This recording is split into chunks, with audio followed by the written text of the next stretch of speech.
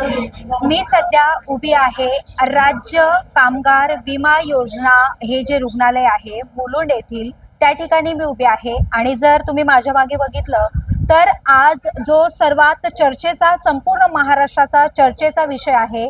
महाराष्ट्रातील तब्बल 17 लाख कर्मचारी जे शासकीय निमशासकीय कर्मचारी आहेत ते 17 लाख कर्मचारी बेमुदत संपावर आजपासून गेलेले आहेत आणि माझ्यासोबत बरेच असे कर्मचारी आहेत या मुलुंड रुग्णालयातील।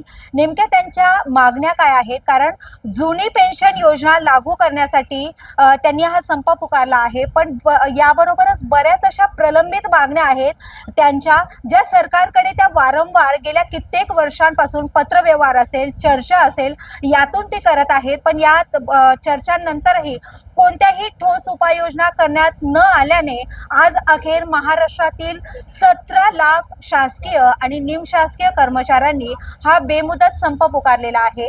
माझ्यासोबत बरेच कर्मचारी आहेत। आज हा बेमुदत संप तुम्ही पुकारलेला आहे, आजपासून याची सुरुवात झालेली आहे, नेमक्या तुमच्या मागण्या काय आहेत? मी अमित लाहोट, मध्यवर्ती संघटना महाराष्ट्राचे उपाध्यक्ष। ही सरकारकडे वारंवार आमची जी एकच मूळ मागणी आहे ती जुनी पेन्शन योजना 1 नोव्हेंबर 2005 पासून जे कर्मचारी कामावर लागलेले आहेत त्यांना जुनी पेन्शन योजना सरकारने बंद केलेली आहे। त्यांना NPS योजना ही सरकारने लादलेली आहे। त्यानंतर सरकारने परत नवीन सुधारित वेतन NPS जी योजना आहे त्याच्यामध्ये काहीतरी बदल केलेला आहे, ती योजना परत सरकारी कर्मचारीवरती सरकारने लादलेली आहे। वारंवार आमच्या संघटनेच्या माध्यमातून सरकारला अल्टिमेट देत आहात आम्ही की आम्हाला कुठलीही दुसरी योजना नको आहे, आम्हाला फक्त जुनी पेन्शन योजना जी आहे ओल्ड पेन्शन स्कीम हीच आमची वारंवार सरकारकडून मागणी आहे, पण सरकार आमची या मागणीकडे नेहमी दुर्लक्ष करत आहे। आपण यांना विचारूयात की बऱ्याच आता तुमची मूळ मागणी आहे की तुमची जी जुनी पेन्शन योजना आहे ती लागू करण्यात यावी। वारंवार पत्रव्यवहार असेल चर्चा करण्यात आलेल्या आहेत, या चर्चांमधून सरकारकडून तुम्हा कर्मचाऱ्यांना नेमकी कसा प्रतिसाद मिळालेला आहे?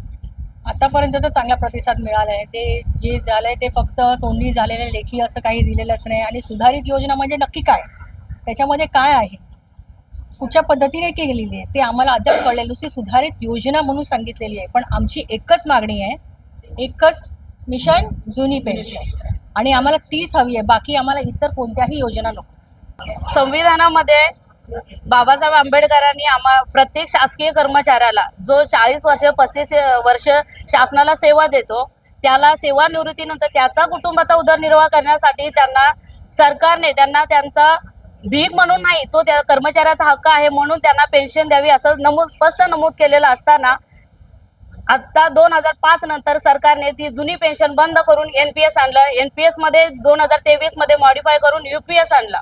पण आता NPS मध्ये किंवा UPS मध्ये ज्या कर्मचारी रिटायरमेंटच्या वेळेला त्याला 50,000 पगार असतो, पण सेवानिवृत्तीनंतर त्याच्या हातामध्ये 5,000 रुपये येतो। 5,000 मध्ये तो कुटुंब चालवणार कसा? 2023लाच कुटुंब निवृत्ती वेतन जो DCPS वाला आहे म्हणजे NPS त्याला लागू होतं, तो जर डेथ झाला तर त्याच्या मृत्यूनंतर शासनाने त्याच्या कुटुंबाला जुनी पेन्शननुसार पेन्शन चालू केली, कुटुंब निवृत्ती वेतन OPS चालू केलं।